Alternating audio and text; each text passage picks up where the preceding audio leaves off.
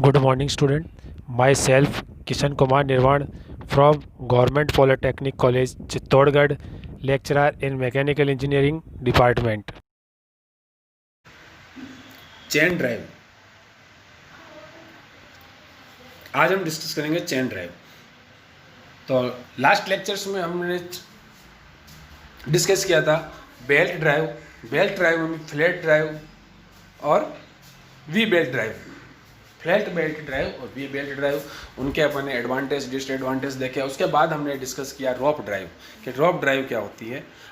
और उसके बाद आज हम देखते हैं चेन ड्राइव। तो it is noted that in the belt and rope drive that sleeping makers, हम देखते हैं कि बेल्ट ड्राइव और रोप ड्राइव के बीच में कुछ ना कुछ स्लीपिंग होती है, और स्लीपिंग की वजह से हमें वो वेलोसिटी रेशियो नहीं मिल पाता है जो थ्योरेटिकल होता मिलना चाहिए। ठीक है, तो in order to avoid the slipping steel chains are use to transfer the power.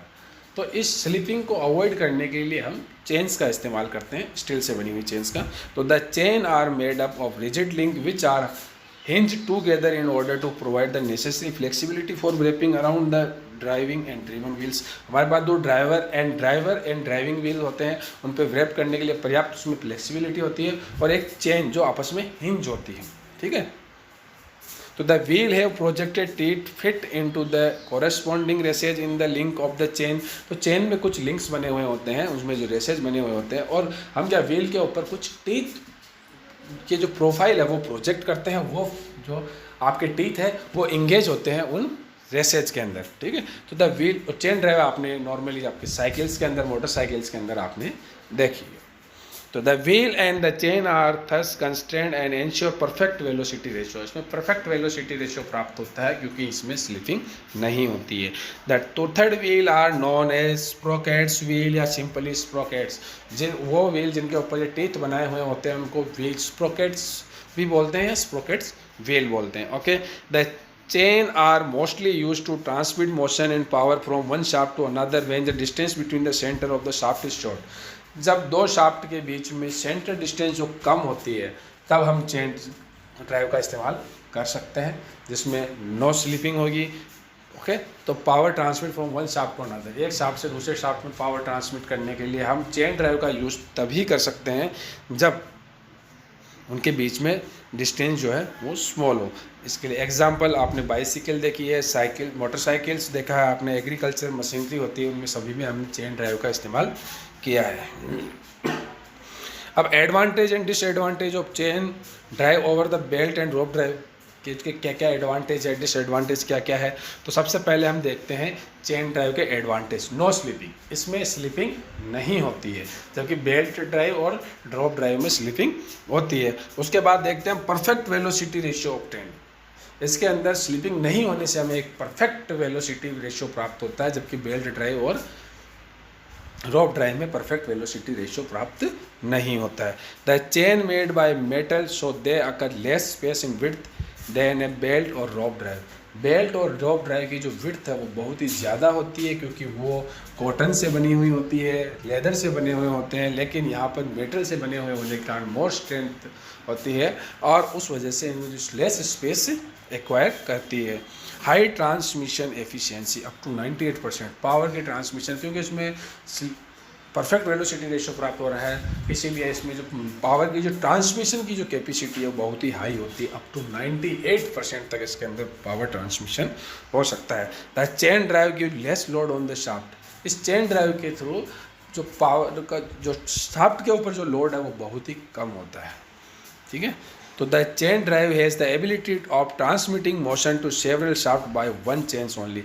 एक चेन्स की सहायता से हम सेवरल शाफ्ट के ऊपर भी पावर का ट्रांसमिशन कर सकते हैं। ठीक है, डिसएडवांटेज क्या क्या है कि the production cost of chain is relatively high, क्योंकि चेन ड्राइव के लिए हमें स्प्रोकेट्स का भी यूज़ करना पड़ता है, टीथ बनाने पड़ते हैं, और वो मेटल की होती है तो उसमें रेसेज बनाने होते हैं, इस वजह से जो प्रोडक्शन कॉस्ट है वो बहुत ही हाई होती है। The chain drive need accurate mounting and careful maintenance. इसमें ग्रीसिंग करनी होती है, ऑयलिंग करनी होती है, मेंटेनेंस भी इसमें एक्स्ट्रा करना पड़ता है, और उसमें एक्यूरेट माउंटिंग एक्यूरेट करनी होती है, और साथ के साथ में उसमें मेंटेनेंस कॉस्ट भी हाई हो जाती है। The chain drive has velocity fluctuations specially when जब अनडुली स्ट्रेच्ड। जब चेन ड्राइव कुछ समय के बाद में क्या होता है, वो थोड़ी ढीली हो जाती है, उनकी पकड़ ढीली हो जाती है, तो अब क्या करना होता है, अनडुली।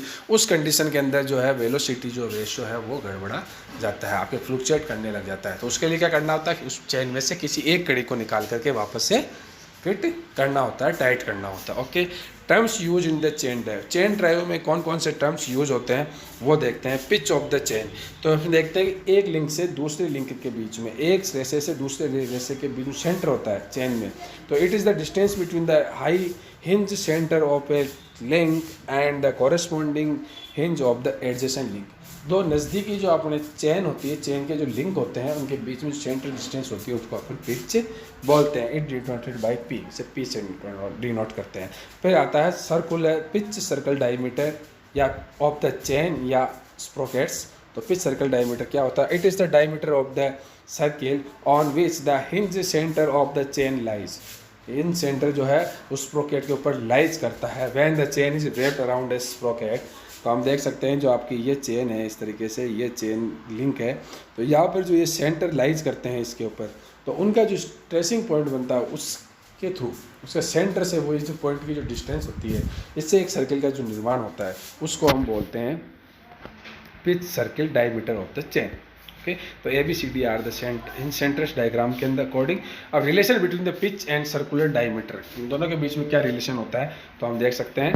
तो इस डायग्राम को देखिए, यहाँ पे AB ये कोई लिंक है, यहाँ से ये B और A को लिंक है, वहाँ बीच मिड पॉइंट जो M है, थीटा एंगल, इस पर एंगल सस्टेनिंग है एट द सेंटर। तो late one pitch length AB of the chain subtending at angle theta at the center of the sprocket और pitch circle। ओके, let जो है D is the diameter of the pitch circle, T जो है number of teeth on the sprocket। तो इस तरह का हमें डायग्राम प्राप्त होता है, वो टोटल थीटा एंगल बनाता है। तो ये M पॉइंट है जो है वो θ/2 एंगल बनाएगा। तो P equal to AB equal to BM plus MA, तो 2 time P equal to 2 times of MA, तो P equal to AO sine θ/2। ये जो MA है ये क्या होगा, OA साइन θ/2।